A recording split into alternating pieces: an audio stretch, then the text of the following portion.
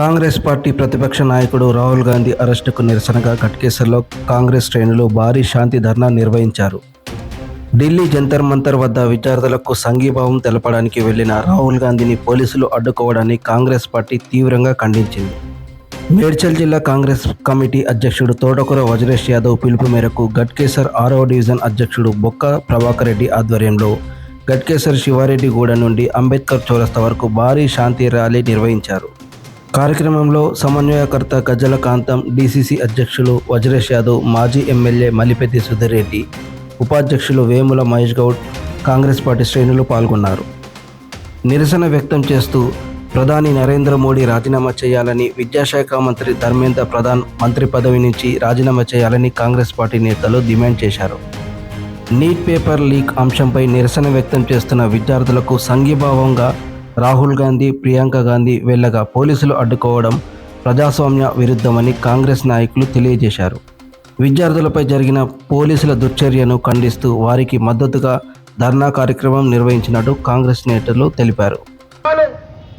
అదేవిధంగా స్వయం సేవక గుండాలు పోలీసు వేషంలో వచ్చి ప్రభుత్వ ఆలోచనకు విధానంగా నిర్ణయాలకు హ్యాండిగా కాళ్ళు నలుగురు పడతారు, చేతులు నలుగురు పడతారు, లాక్కొని రక్తాలు వచ్చేటట్టు తీసుకుపోయి పోలీస్ స్టేషన్లో పెడతారు. ఇది ఎక్కడి న్యాయం అని చెప్పి అడుగుతా ఉన్నాం. దానితో పాటు ప్రధానమంత్రి కుర్చీనే వదిలిపెట్టుకున్నటువంటి నాయకుడు మా నాయకుడు, ప్రతిపక్ష హోదా ఉన్నటువంటి నాయకుడు మా నాయకుడు.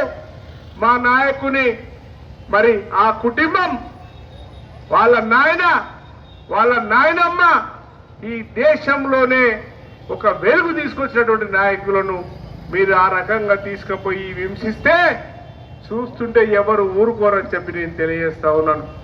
మీరు 12 సంవత్సరానికి 2 లక్షలకు 2 కోట్ల ఉద్యోగాలు, 2 లక్షల ఉద్యోగాలు, 2 కోట్లు మా అన్నయ్య చెప్తా ఉన్నాడు.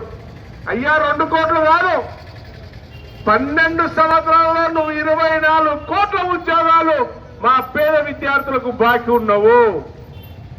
అదే మా ముఖ్యమంత్రి రేవంత్ రెడ్డి గారు 2 సంవత్సరాలలో ఎక్కడ కూడా ఇబ్బంది కాకుండా, ఇగో ఇక్కడ సోదరి నిలబడ్డారు పాపం కానిస్టేబుల్, చాలా మంది యువకులు ఇక్కడ ఉద్యోగాలు ఇచ్చినాం. 65,000 మందికి ఉద్యోగం ఇచ్చినటువంటి ఘనత మా ముఖ్యమంత్రి రేవంత్ రెడ్డి గారు అని చెప్పి తెలియజేస్తా ఉన్నాను. ఏ రోజన్నా ఏ పేపర్ అయినా లిక్ అయిందా?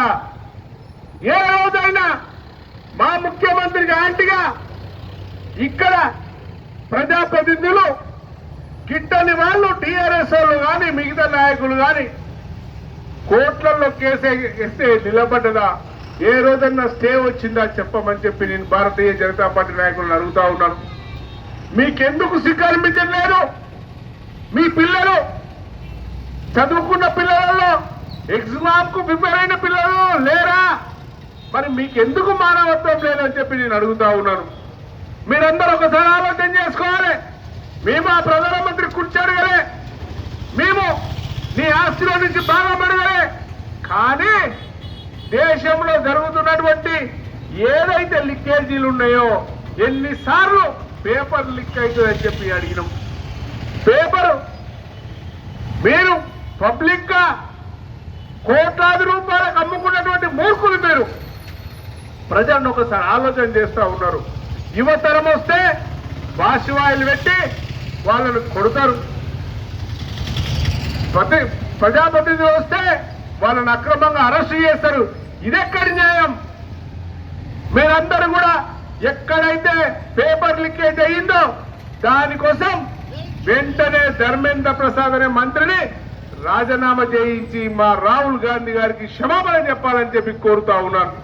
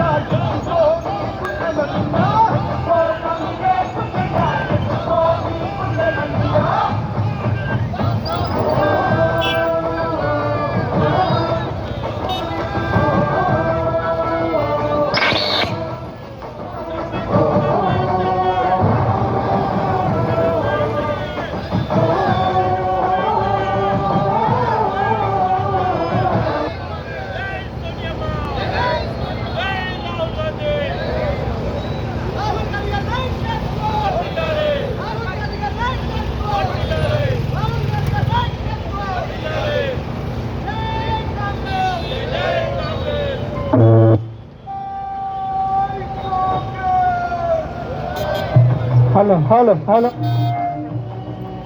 హలో